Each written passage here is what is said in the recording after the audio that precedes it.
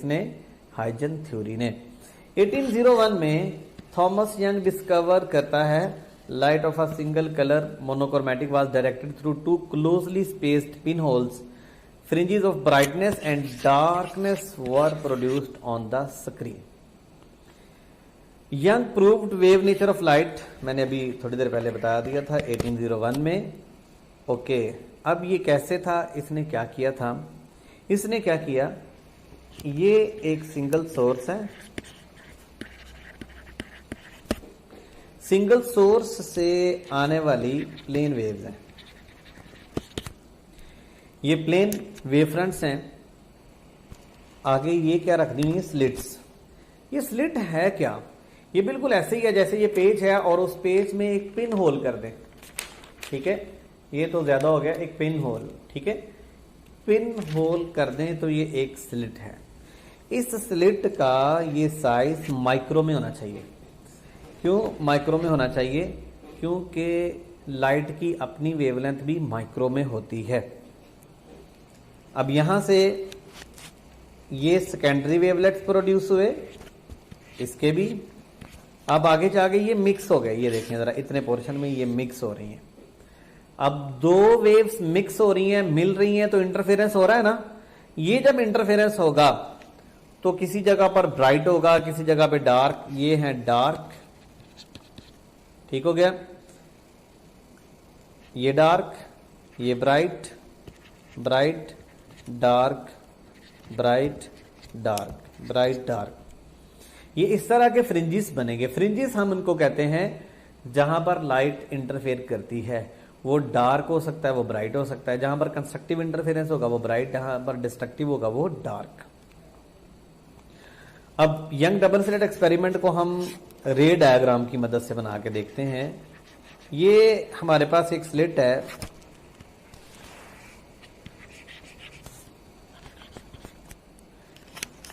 इस स्लिट का ये जो गैप है ये एक पिन होल है, यानी ये बहुत छोटा है। कितना है? ये तकरीबन लाइट की वेवलेंथ के कंपेरेबल साइज का है। ये रेज आ रही हैं। अगर आप ये सोचते हैं कि ये रेज स्ट्रेट यहां पर जाएंगी तो ये वाला सारा पोर्शन डार्क होना चाहिए अकॉर्डिंग टू योर एक्सपेक्टेशन, कि ये रेज आ रही हैं और इस जगह पे ब्राइट हो और इस जगह पे ब्राइट होना चाहिए।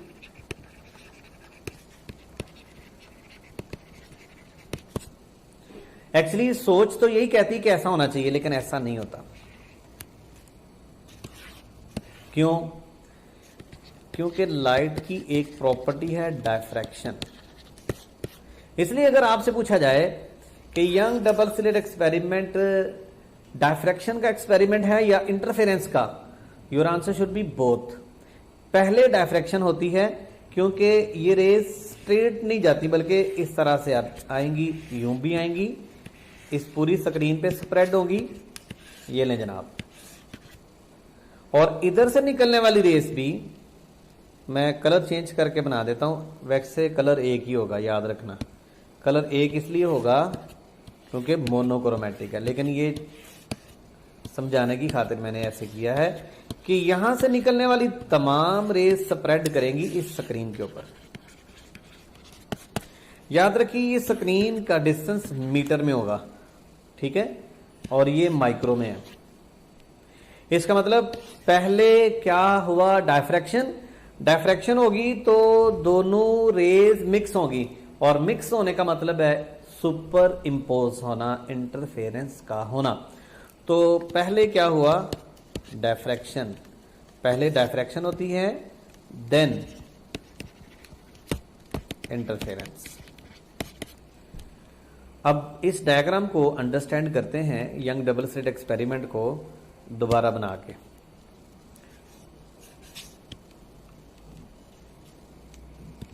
हमने ये पढ़ लिया अगर Young double slit experiment is an experiment of diffraction as well as interference. अब हमने क्या काम करना है? इसकी मैथमेटिकल इसको मैथमेटिकली ट्रीट करना है, इससे कुछ फॉर्मूले बनाने हैं, उन फॉर्मूला को अप्लाई करना सीखना है। कहां पर ब्राइट बनता है, कहां पर डार्क बनता है, ये भी हम सीखेंगे। लो जनाब, ये सोर्स है और इस सोर्स से क्या निकल रही है, वेव फ्रंट्स की शक्ल में लाइट। यू नो ये वेव फ्रंट, चलें थोड़ा और आगे ले जाते हैं इस तरह से। ये वाला जो वेव फ्रंट है, इसका ये वाला पॉइंट इस स्लिट के दरमियान, ये यहां पर आ गया, इसका ये पॉइंट यहां पर आ गया। इसको क्या कंसीडर करेंगे, सोर्स। इसको भी सोर्स कंसीडर करेंगे। ये वेव्स इस तरह से इंटरफेयर करेंगी। इंटरफेरेंस के बाद यहां पर जब ये पहुंचेंगी तो इस स्क्रीन के ऊपर खूबसूरत से फ्रिंजेस बनेंगे, bright dark bright dark bright dark. ठीक है, अब मैंने रे डायग्राम आपको समझानी है। यू नो ये जो वेव फ्रंट है, इसके ऊपर अगर आप नॉर्मल ड्रॉ करेंगे तो वो क्या बनेगा, वो रे बनेगी। Now we will discuss ray diagram. Ray diagram यहां पर बना लेते हैं, इसके बिल्कुल पैरेलल।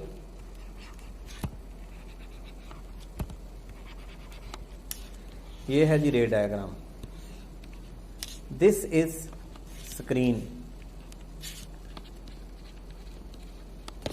ये स्क्रीन है, ये स्लिट S1 और ये slit S2। Separation between slits is D। Suppose हमारा कंसिडरेशन पॉइंट है जनाब P। हम ये देखना चाहते हैं इस P पॉइंट पे क्या होता है।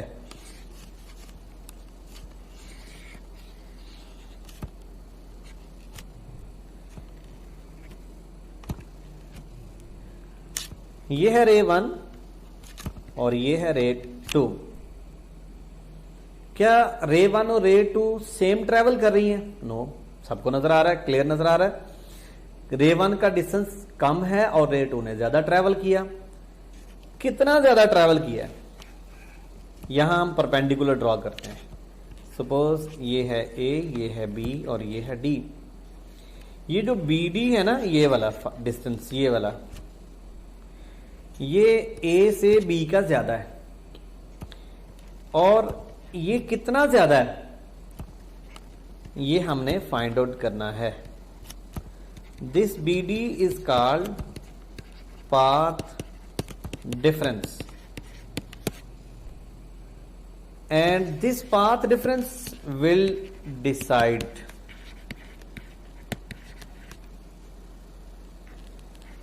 The nature of interference.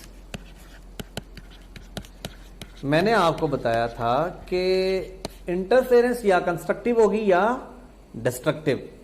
अब इंटरफेरेंस डिस्ट्रक्टिव होगी या कंस्ट्रक्टिव होगी, ये इस पाथ डिफरेंस ने डिसाइड करना है। इस पाथ डिफरेंस ने डिसाइड करना है, तो हम पाथ डिफरेंस की बेस के ऊपर कैलकुलेशन करते हैं। हमारा काम क्या है, पाथ डिफरेंस कैलकुलेट करना। ये ले जनाब, यहां पर एक सिमेट्रिक लाइन बनानी पड़ेगी हमें। ये है सिमेट्रिक लाइन C। C पे दोनों रेस एक जैसा ट्रेवल करके पहुंचेंगी, क्योंकि C एक सिमेट्रिक है। जैसे ये पॉइंटर मेरी दोनों आंखों से एक जैसे डिस्टेंस पे है। इस तरफ से मैं अगर कैलकुलेट करूं और इस तरफ से भी कैलकुलेट करूं तो इसका डिस्टेंस एक जैसा होगा। लेकिन अगर मैं यहां पर रखता हूं तो राइट आई से इसका डिस्टेंस कम है, लेफ्ट से ज्यादा है। इसका मतलब सेंटर जो है वो सिमेट्रिक पॉइंट है, तो सेंटर पे जनाब क्या बनेगा, ब्राइट। सेंटर पे बनेगा ब्राइट, क्योंकि सेंटर पे दोनों एक जैसा ट्रैवल करेंगी। ये ब्राइट है, और ये जो P पॉइंट हमने कंसीडर किया है सेंटर से वहां तक का जो डिस्टेंस है, that is Y। This is L। Capital L से हम रिप्रेजेंट कर रहे हैं स्लिट्स और स्क्रीन के दरमियान के डिस्टेंस को। This is angle theta, this is D. हमारा काम ये है कि हमने फाइंड आउट करना है what is path difference. So that is B D, that will be equal to D sine of theta. अगर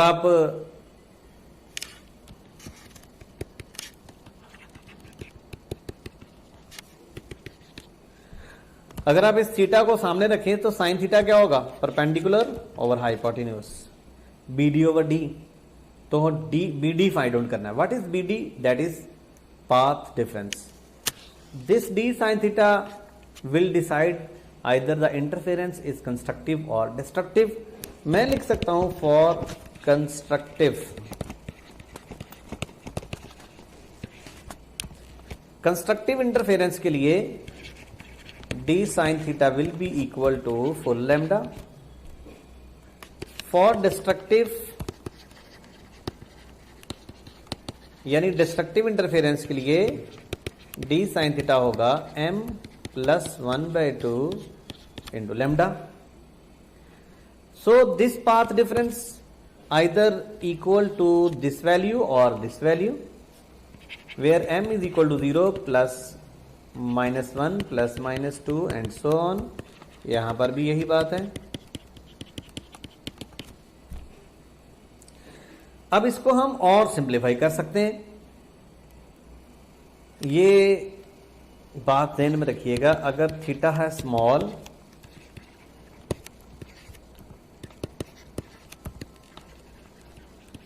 then sine theta will be approximately equal to tan theta. ये स्मॉल किस में लेना, याद रखिए ये बातें तब एप्लीकेबल होती हैं जब थीटा रेडियन में हम लेंगे, कंसीडर करेंगे। Okay, sine theta is equal to tan theta. और टेन थीटा फिगर से देखिए जरा, ये डायग्राम है। ये अगर एंगल थीटा है तो ये एंगल भी थीटा है। मैथमेटिकली ये एंगल थीटा है तो टेन थीटा है वाई ओवर एल के इक्वल। तो टेन थीटा की जगह लिख दो वाई ओवर एल।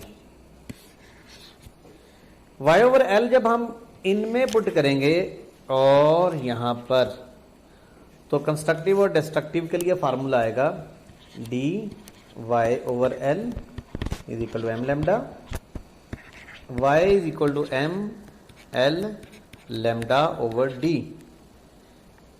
और इधर जब पुट करेंगे तो आएगा Y is equal to M plus half L lambda over D. What is y? Position of mth bright from center। और ये क्या है, position of mth dark from centre. अब आगे बढ़ते हैं। y is equal to M L lambda over D and y is equal to M L M plus half L lambda over D. ये है एम्थ ब्राइट और ये है mth dark. अगर मैं m को 0 पुट कर लूं तो y भी 0 आएगा। इसका मतलब है ये सेंटर है, सेंट्रल ब्राइट। जब m 0 होगा y भी 0 होगा, और y 0 का मतलब है सेंटर, और ये है जीरोथ ब्राइट, क्योंकि सेंटर को नहीं काउंट करते, जीरोथ ब्राइट।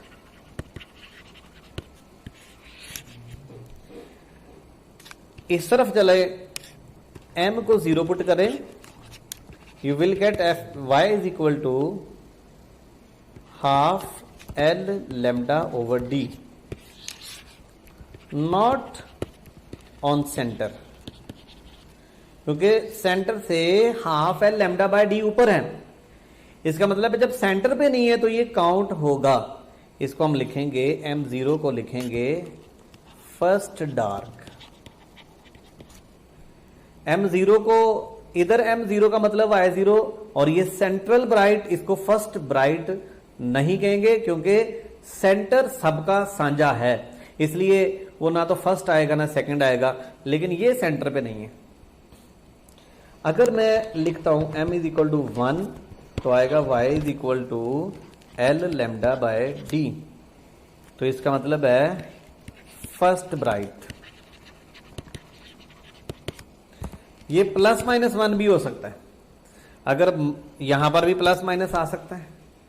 प्लस का मतलब है ऊपर और माइनस का मतलब है नीचे, सो that is the position of. अब मुझे ये बताइए कि एक ब्राइट से अगले ब्राइट तक जाने के लिए कितना ट्रैवल करना पड़ता है, 1 लैम्डा। इसी तरह से क्योंकि 1 लैम्डा पे ब्राइट है, पाथ डिफरेंस अगर 1 लैम्डा है तो ब्राइट, पाथ डिफरेंस 2 लैम्डा है तो नेक्स्ट ब्राइट। इस तरफ आएंगे m इज इक्वल टू 1 का मतलब होगा इस तरफ second dark and so on. अगर हम ये याद रख लीजिए, ये मैंने वही चीजें यहां दोबारा लिखी गई हैं। खैर, डार्क के लिए ये फार्मूला है, ये वही फार्मूले रिटर्न फॉर्म में आपके सामने आ गए। अब ब्राइट में M0 है तो सेंटर, यहां M0 है तो first order dark, M1 first order bright, M1 यहां पर आएगा सेकेंड ऑर्डर डार्क। डार्क को मिनिमा भी बोल सकते हैं, ठीक हो गया। अब इससे रेलेवेंट ये एक क्वेश्चन है, आप इस क्वेश्चन का आंसर दीजिएगा। If slit spacing in Young double slit experiment is this, second order bright fringe is observed at 90 degree, then the wavelength. अब ये इफ स्लिट स्पेसिंग इन, यानी ये स्लिट स्पेसिंग है, this is D, second order bright का मतलब है M2, theta 90 degree है, lambda पूछा गया है, तो d sine theta is equal to m lambda. You can apply this formula, your answer will be Charlie. आप ये मत कंफ्यूज हो कि कहीं n लिखा है कहीं m लिखा है, कोई मसला नहीं है। तो ब्राइट के बेटे फार्मूले ये भी हैं, ब्राइट का फार्मूला ये भी है। ब्राइट के लिए अगर आपने पोजीशन फाइंड आउट करनी है तो ये फार्मूला है, ठीक हो गया। Now we will find separation.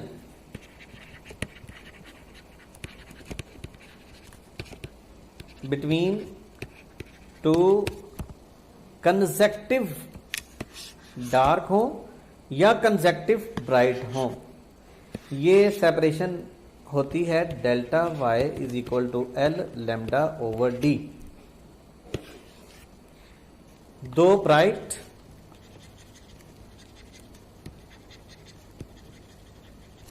या दो डार्क,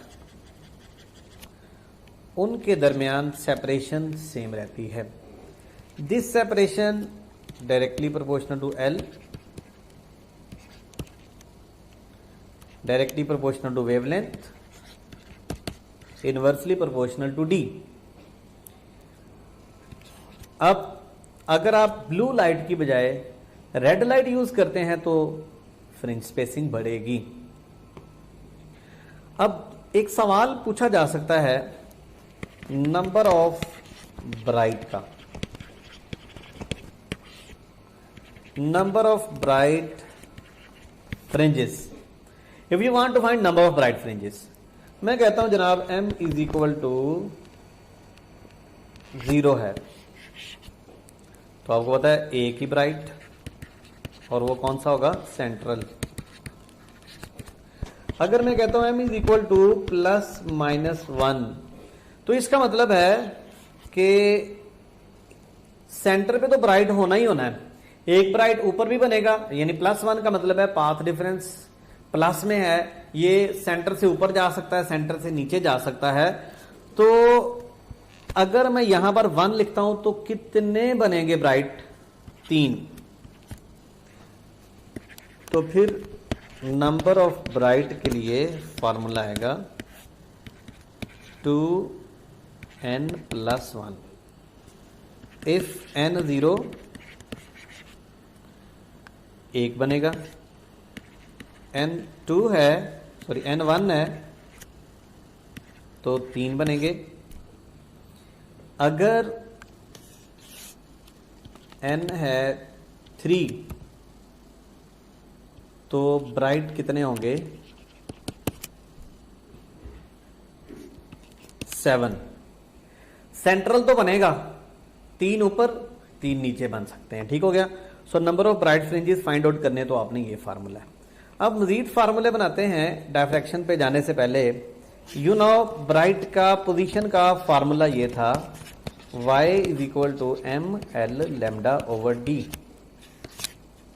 और डार्क का फॉर्मूला था y = m + 1/2 l λ/d। You know l λ/d, तो ये फार्मूला भी है डेल्टा y।